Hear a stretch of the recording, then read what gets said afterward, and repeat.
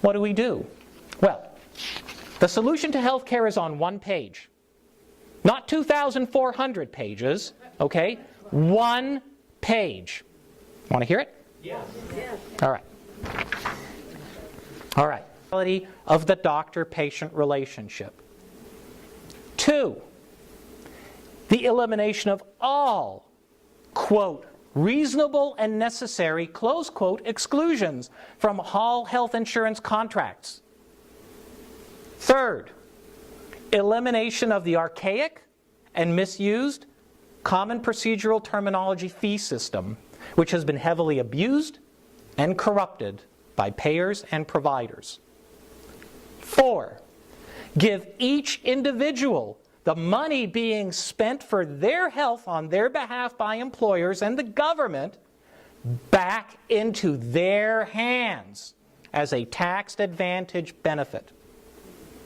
5, full disclosure of reimbursement schedules and covered formulary medications, all of which cannot be reduced or eliminated during the life of an insurance contract. So you know what they're going to pay, and they're going to pay it. You know what medicines you can get and what you can't beforehand, not they decide what's reasonable and necessary. 6, universal availability of portable, affordable, competitive health insurance to all who want it, from any insurer in any state. 7, pre-existing conditions cannot preclude obtaining health insurance. 8, portability of insurance from state to state. You get sick, it goes with you. Nice around the world, but everywhere else around the world there's a social system, so it doesn't matter. Actually, it does, because if you go anywhere else in the world, they'll charge you an arm and a leg. Actually, they won't know what to charge you. I had a patient who resided here in California, but who had for some reason, a cottage in Canada. Beyond me why you would have a cottage in Canada. They didn't fish. So they would go to Canada, and they didn't have health insurance in Canada. So when they needed services, when they were away from me, they would go and see the local doctor. When they first went there, the doctor had no clue what to charge them. They didn't know what health care costs. It's what I've told you. They had no clue what to bill them. So the doctor billed them some amount, and she was laughing so hard when she told me the story. She said, "This is ridiculous. I could retire there and afford to pay all my health care because they don't know what health care really costs."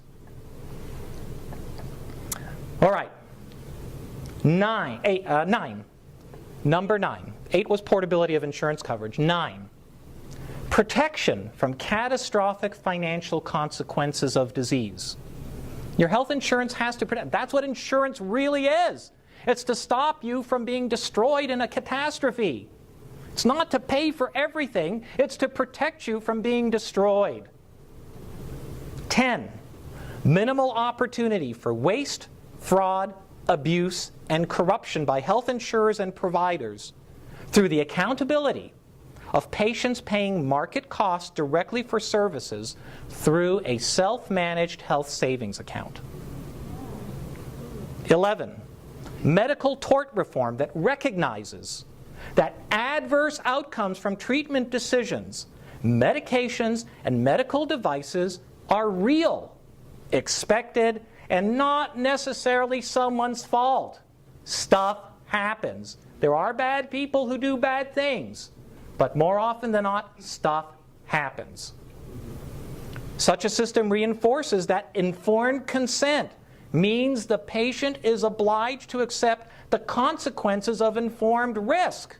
If someone tells you you can die from this and you die, and then you come back and sue them, but you didn't tell me I was going to die like that, that's getting a little too much, and that just pushes the cost. And that would ensure that courts rely on what's called evidence-based medicine rather than on emotional junk science or social justice, both of which have pervaded our courtrooms. How can all this be done? Without cost, can be done very easily. All you have to really do is make that stuff the rule of the land. Not hard to do. Get rid of reasonable and necessary. Get rid of the CPT code. Make insurance contracts insurance and make them accountable for telling you that what they promise is what you're going to get. All of this can be easily done by changing the current healthcare payment system into a tax-exempt health savings account model in which every legal resident could participate. The money for healthcare is already in the system, okay? We don't get it. It's taken from us forcibly through taxes, by our employers. It's taken from us. What if we got it all back?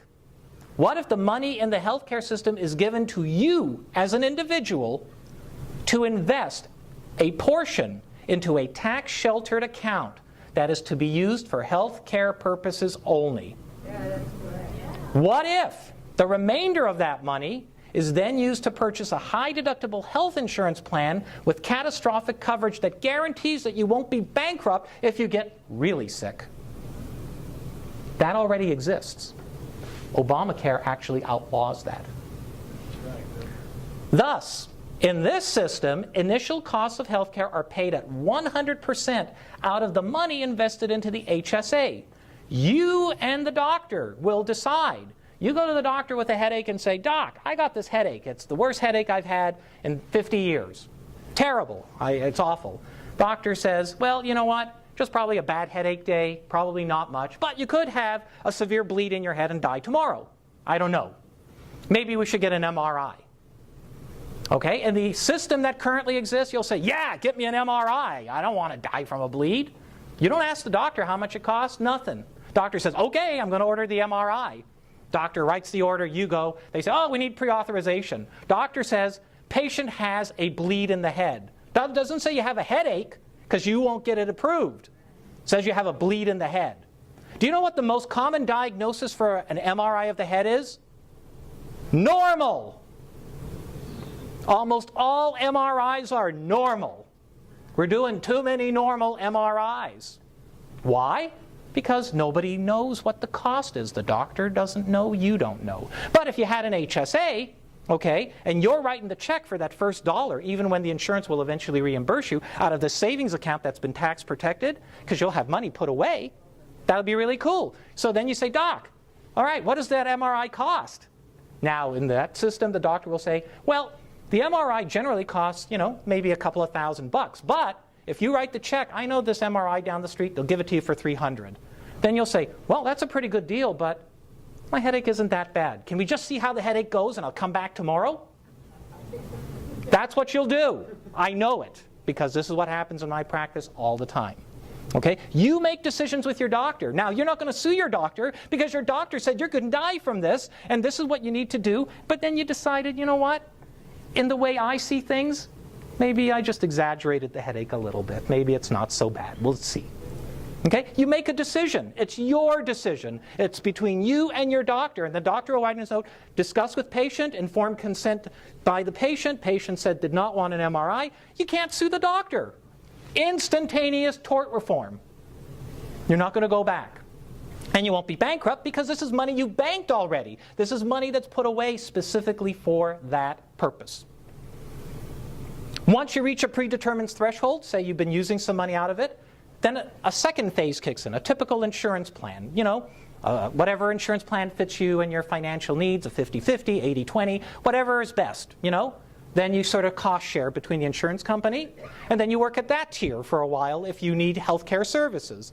And then finally, once you reach a predetermined cap, a catastrophic health insurance plan takes over at 100%. And you are covered for every dollar cost, and that doesn't come out of your HSA anymore. That comes out of the insurance. It's a system that is so easy to implement. It is so effective, and costs disappear. Once you reach all that, all payments and negotiations for services are undertaken directly by the individual, and the health insurance reimburses the individuals. Now, you'll say, "Well, but there are people who are in dire need. What do they do? People who have social circumstances that aren't working out." I can see a role for government. Government can be a safety net, but a real safety net, okay? Where some of those individuals may need some assistance. In that case, the government can provide vouchers. You keep the same HSA, the government simply provides a voucher for you to continue paying your premiums so that you can have your coverage. And once you get out of your situation, which hopefully should be the way, then you can resume where you left off. So, there is a small role, but, hang on one second. There is a small role, but it should be what it should be, minimal. Safety net. Finally, the last bit. All government-managed healthcare systems must eventually be phased out and replaced by a robust, consumer-directed, competitive free market health insurance system that would evolve. Because that's what would evolve. You wouldn't need Medicare anymore. We'd have to transition. It takes some time. This is not an overnight thing, but you have to have visionaries to look down the future to see what's good for a country that's been visionary. The greatest country in the existence of mankind does not have to go back. It needs to go forward. We can have that system. We can have it all because there is a way to do it. The money's there, the people are there, the system is there. We wouldn't do anything. It just takes a bit of time. You know, people close to Medicare, we're stuck. You're going to be stuck there. You know, just like the Ryan plan said. You're stuck. You're going to be there, and we got to honor that. But eventually, like my 23-year-old son, you know, my kids in their 20s, they need to put away the money now. If you put away $5,000 every year from age 20 to age 65, you'll have $1 million. That's a lot of money to have in an account, of which you'll never use it all because you'll have a catastrophic plan. And guess what? That money can be passed on to your future grandchildren. So, that's the beauty of it. It's your money, not theirs. What does this all mean then? Remember what we talked about earlier. Once you eliminate, because if you become the administrator, you don't need another third party. You get rid of all the bureaucrats, all the administrators. You are your own healthcare administrator. What does that save? 1/3. Means the same to everybody. Not everybody needs the MRI. Not everybody needs the CAT scan. Not everybody who has terminal cancer needs to have $500,000 worth of treatment in the last week of their life. Some people may want it. Some people don't. It's a decision that you get to make because you are in control with your healthcare providers. In addition, significant cost-saving tort reform evolves because when doctors and patients discuss benefits, risks, and costs without interference, then those decisions are established by them. They're ironclad. They're not being manipulated. It's direct. You have an agreement. And you're much less likely to get sued when you're on a one-to-one with someone than when you have a third party manipulating everybody. In addition, free market, countrywide competition by health insurers would force rates down and make available a much wider range of plans to suit the needs of individuals, not corporations, not government. So don't be fooled. Obamacare does not improve your health. It is based on false premises and fallacies. It suspends disbelief and creates a cognitive dissonance that would have you believe that doing more of the same in the hands of government bureaucrat lackeys who now run about half of the healthcare system will somehow be better than the corporate bureaucrat lackeys who run the other half. It is a true race to the bottom. It uses the guise of healthcare to take your wealth, your rights, and your body and place them in total control of government bureaucrats to do as they wish. It is time for us to start talking about real healthcare reform before it's too late. It is certainly much simpler than you think. And just like you heard up there, and that quote is from P.J. O'Rourke, if you think healthcare is expensive now, wait till you see what it costs when it's free. Thank you.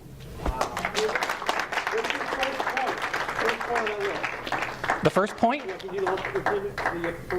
The simple solution, number one, removing third-party insurers. The first point was removing third-party insurers, government, lawyers, and bureaucrats from doctors' offices to ensure the sanctity and individuality of the doctor-patient relationship.